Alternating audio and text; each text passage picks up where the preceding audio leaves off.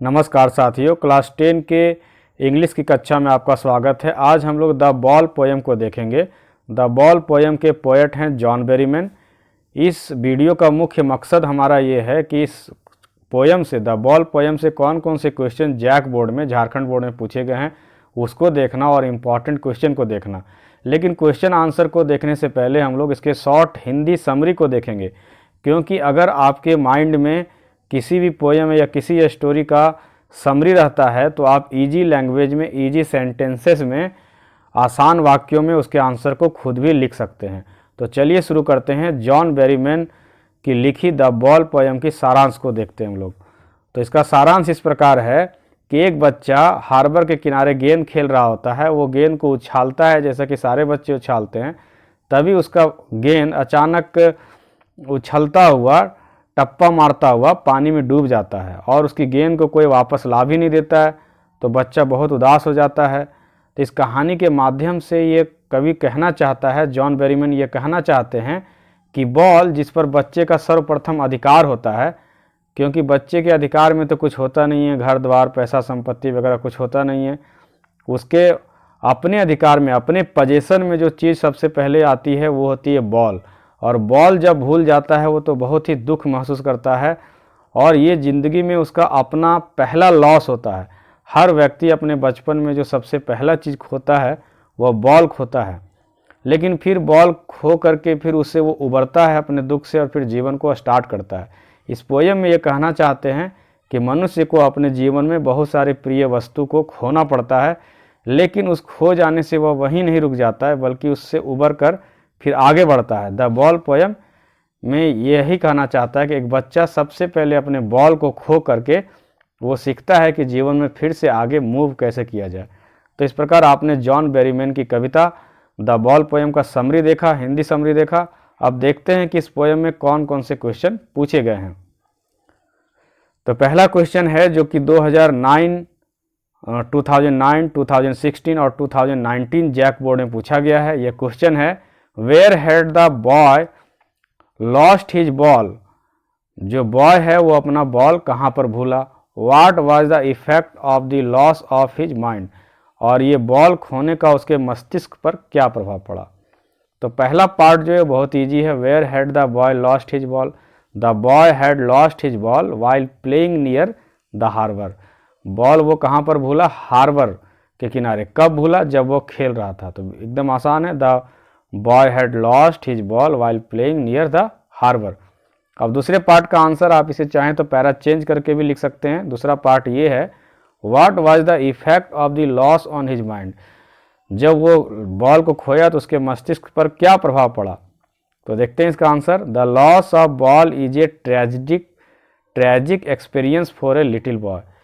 Ball का खोना एक छोटे बच्चे के लिए ट्रेजिक एक्सपीरियंस था, मतलब बहुत ही दुखदाई अनुभव था। It is a first experience of losing anything. यह पहला अनुभव था जब वो कोई चीज़ को खोता है। He is emotionally attach to the ball. वो बॉल के साथ इमोशनली, भावनात्मक रूप से जुड़ा रहता है। He learns to overcome from any loss. और फिर वो सीखता है कि किसी लॉस से, किसी हानि से कैसे उबर करके आगे बढ़ा जाता है। बड़े लोगों के पास बहुत कुछ होता है, रुपया पैसा होता है, लेकिन बच्चे के लिए बॉल खोना उसी प्रकार दुखदाई होता है जैसे बड़े लोगों का लाखों का लॉस हो जाना।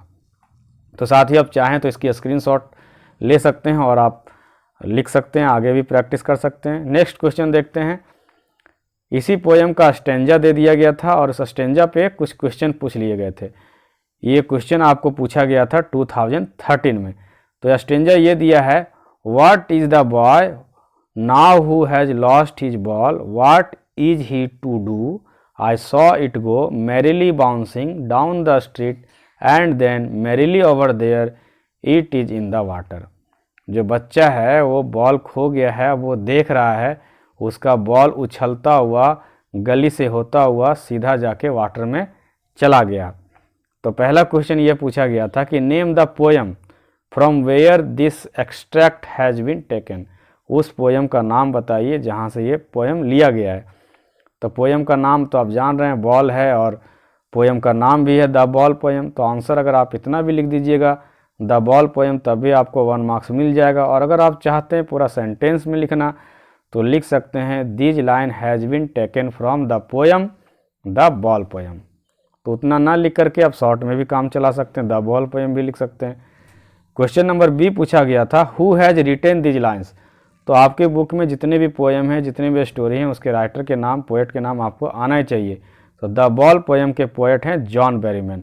आप जॉन बेरीमैन भी लिख देते हैं तो आपको फुल मार्क्स मिलता है।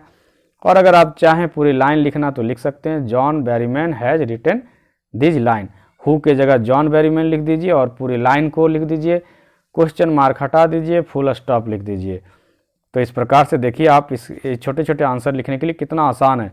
अब हु को क्रॉस करिए, हु को हटा दीजिए, हु के जगह जॉन बेरीमैन लिखिए, फिर has written this line same to same उतार दीजिए, क्वेश्चन मार्क को हटाइए और फुल स्टॉप दे दीजिए। ये होते हैं छोटे छोटे आंसर लिखने के प्रैक्टिस। जो बच्चे इंग्लिश में पुअर हैं इस तरह के प्रैक्टिस कर सकते हैं। नेक्स्ट क्वेश्चन नंबर सी इसी स्टेंजा पर पूछा गया था what has the boy lost. बच्चे ने क्या खोया। अगर आपकी इंग्लिश पुअर है तो आप आराम से लिख सकते हैं।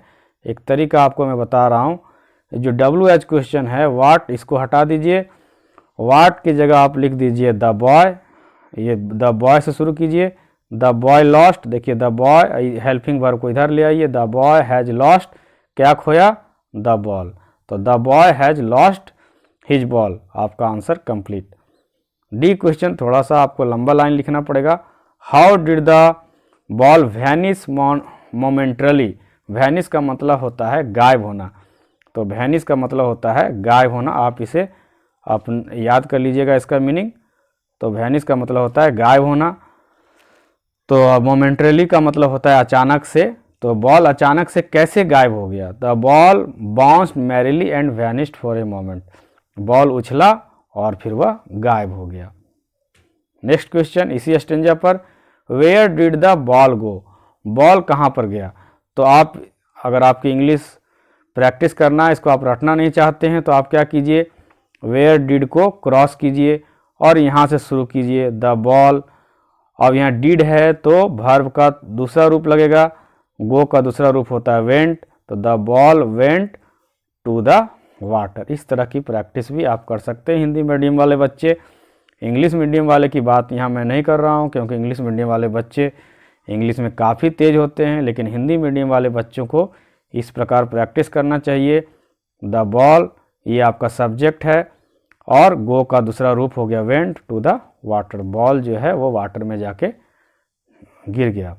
नेक्स्ट क्वेश्चन जो कि 2011 में पूछा गया था व्हाट डज द पोएट से the boy is learning from the loss of the ball. Poet जो है ये क्या कह रहे हैं इस पोएम में कि बच्चा इससे क्या सीखता है, ये बॉल खोने से क्या सीखता है। तो हमारा आंसर है इजी सेंटेंस में देखिए, the poet says that the boy is learning the loss of the rule of nature. Poet कह रहे हैं कि बच्चा यह सीखता है कि loss is the rule of nature. जो लॉस है, नुकसान है, वो नेचर का, प्रकृति का गुण है। प्रत्येक क्षण हम लोग कुछ न कुछ खो रहे हैं। अगर आप अभी टीन एज में हैं, किशोरावस्था में हैं, तो आप कैसे हैं, अपने बचपना को खो करके हैं। अगर कोई जवान है तो कैसे है, वो अपने टीन एज को खो करके। अगर कोई बूढ़ा है तो कैसे है, वो अपने यंगहुड को खो करके। तो बिना खोए इस नेचर में कुछ नहीं मिलता। ये पोएम यही कहना चाहता है कि the loss is the rule of nature. खोना जो है वो प्रकृति का नियम है। We lose many things in our lives but we have to overcome from this.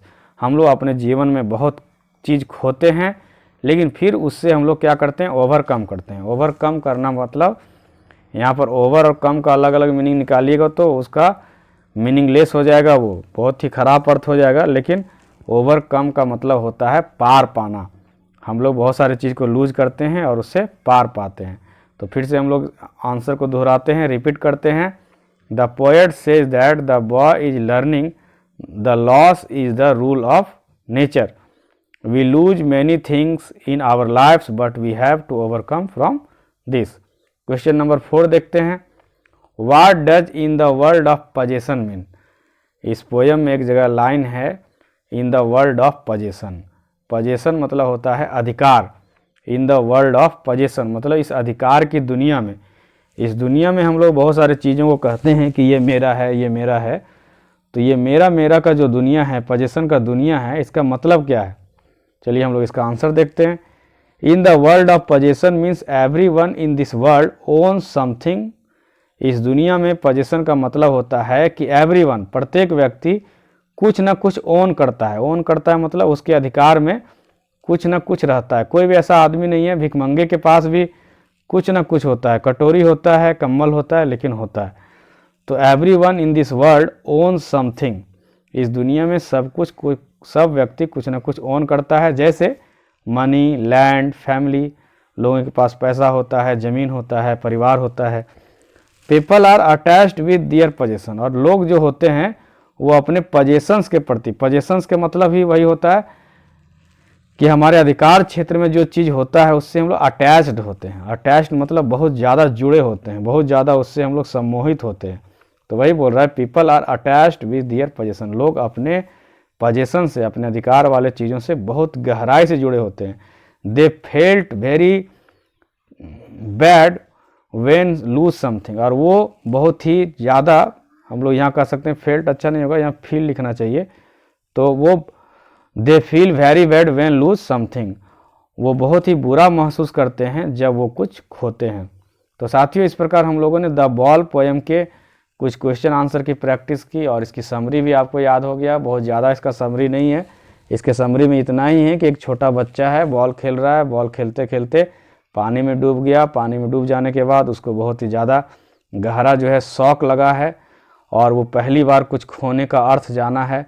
पहली बार उनके अधिकार क्षेत्र में कुछ आया था, और पहली बार उन्होंने कुछ खोने का दुख भी जाना है। लेकिन इस पोएम के द्वारा जो जॉन बेरीमैन पोएट हैं वो कहना चाहते हैं, किसी प्रकार जीवन में बच्चा बहुत कुछ खोएगा, लेकिन उस खोने से वो रुकेगा नहीं, बल्कि जीवन में उससे आगे बढ़ेगा। तो यही था इस पोएम का सारांश, समरी, और इसके क्वेश्चन आंसर को भी आप लोगों ने देखा। तो यह पोएम आपको कैसा लगा आप कमेंट बॉक्स में ज़रूर लिखिएगा। और अगर आपको कोई नए चैप्टर पर, नए पोएम पर सारांश चाहिए, क्वेश्चन आंसर चाहिए, तो आप कमेंट बॉक्स में लिखिएगा। अगर यह वीडियो 10 क्लास के बच्चों के लिए आपको यूजफुल लगता है तो अपने 10 के साथियों के साथ शेयर करना नहीं भूलिएगा।